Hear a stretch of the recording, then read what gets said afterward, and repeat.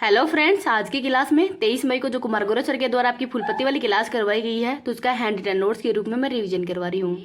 तो मैदान सीरीज में एपिसोड नंबर 27 है, उसका रिवीजन करवाया जाएगा। तो चलो क्लास की शुरुआत करते हैं क्वेश्चन नंबर 1 से। विश्व आर्थिक मंच के यात्रा एवं पर्यटन विकास सूचकांक के अंदर भारत का स्थान कौन सा है? तो इसमें भारत का स्थान है 39वां। तो विश्व आर्थिक मंच है, इसके द्वारा ही रिपोर्ट पेश की गई है यात्रा एवं पर्यटन विकास सूचकांक, जिसमें कि टोटल देश है 119। पहला स्थान यूएसए का है, सेकंड स्पेन का है, थर्ड जापान का है और भारत का स्थान है 39वां। पहले भारत का स्थान है वो 54वां था और इस बार भारत का स्थान है वो 39वां है, तो इसको याद रख लीजिएगा। विश्व आर्थिक मंच है, इसकी स्थापना 1971 के अंदर हुई है और इसकी बैठक वो दावोस के अंदर होती है। कितने आधारों पर जारी किया जाता है? तो ये आधार है, प्राकृतिक संसाधन में भारत की रैंक 6 है और सांस्कृतिक संसाधन में भारत की रैंक 9 है। जेंडर गैप इंडेक्स में भारत की रैंक है वो कौन सी है? तो 127वीं है और ये जारी करता है विश्व आर्थिक मंच। भ्रष्टाचार धारणा में भारत की रैंक 93 है। एचडीआई में 134वीं है। लैंगिक असमानता के अंदर 108वीं है। यूनिकॉर्न के अंदर 3rd रैंक है। प्लास्टिक कुप्रबंधन के अंदर भारत की रैंक 2nd है, पहले स्थान पर चाइना है। 4th रैंक है फायर पावर और शेयर मार्केट में। 111वीं रैंक है हंगर इंडेक्स में और खुशहाली एंड शांति के अंदर भारत की रैंक 126वीं है। साइबर अपराध के अंदर भारत की रैंक 10वीं है, इनको भी याद रख लीजिएगा। आगे देखते हैं question number 2। Lalan top question के अंदर ही सर के द्वारा जो जनवरी से लेके अप्रैल तक की जो करंट अफेयर्स है उसका ही रिवीजन करवाया गया है, तो वो क्लास भी मैं लास्ट में करवा दूंगी अभी उन क्वेश्चनों को भी। नेक्स्ट है question number 2। Serum institute of India ने ही मलेरिया वैक्सीन की R21 एंड मैट्रिक्स एम की पहली खेप ये कहाँ पे भेजी है? तो अफ्रीका महाद्वीप के अंदर। तो ये बच्चों के लिए वैक्सीन है मलेरिया की और इसकी पहली खेप है वो अफ्रीका महाद्वीप के अंदर भेजी है और 25 मिलियन खुराक वो भेजी गई है। किसके द्वारा? तो सीरम इंस्टीट्यूट ऑफ इंडिया के द्वारा ही, और इसके द्वारा ही जो सर्वावैक्स है इसका भी उत्पादन किया गया था और कोविशील्ड वैक्सीन का भी। अफ्रीका महाद्वीप है, इसकी सर्वाधिक ऊंची चोटी माउंट किलिमंजारो है।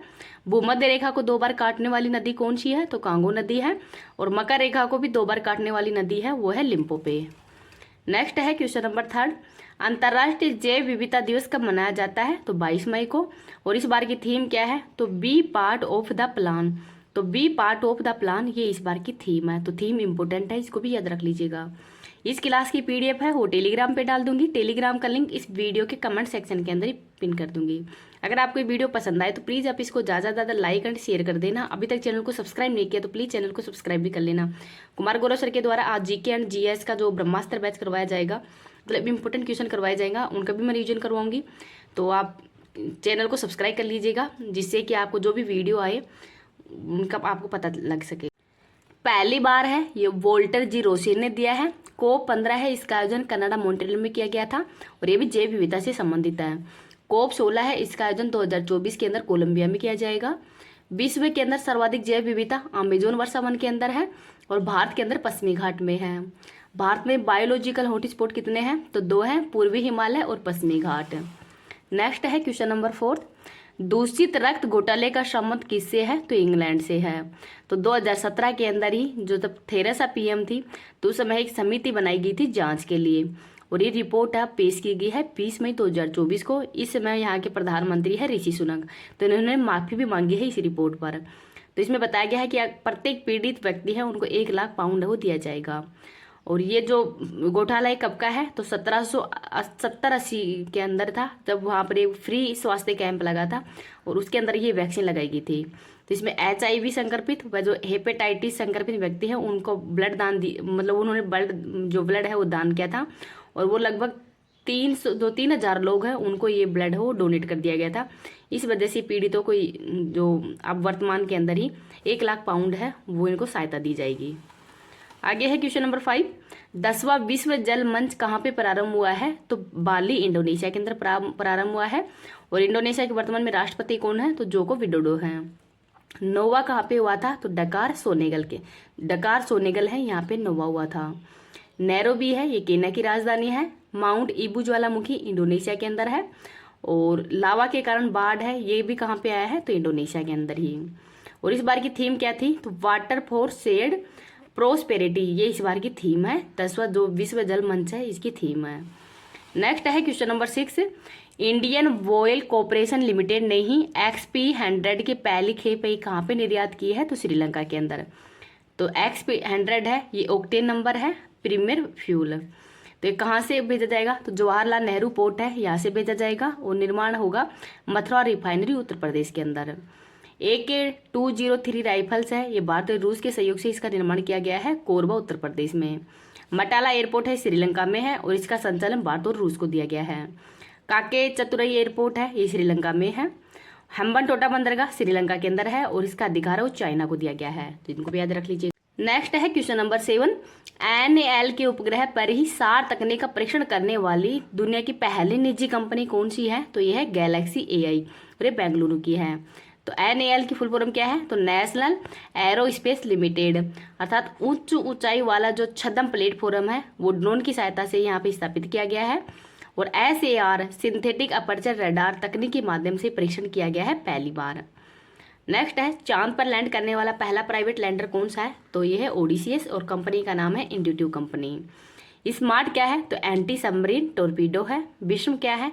तो एयर हॉस्पिटल है। समर क्या है? एयर डिफेंस सिस्टम है। और पर्बल है लंबी दूरी की रिवॉल्वर। आगे है क्वेश्चन नंबर 8, भारत सरकार के ही प्रोजेक्ट ईशान का संबंध किससे है? तो एक राष्ट्र एक हवाई क्षेत्र से है और वर्तमान के अंदर 4 कंट्रोल स्टेशन हैं, दिल्ली, चेन्नई, कलकत्ता और मुंबई के अंदर। तो इन चारों को मिलाकर एक ही स्टेशन बनाया जाएगा भविष्य के अंदर, जो होगा नागपुर महाराष्ट्र के अंदर।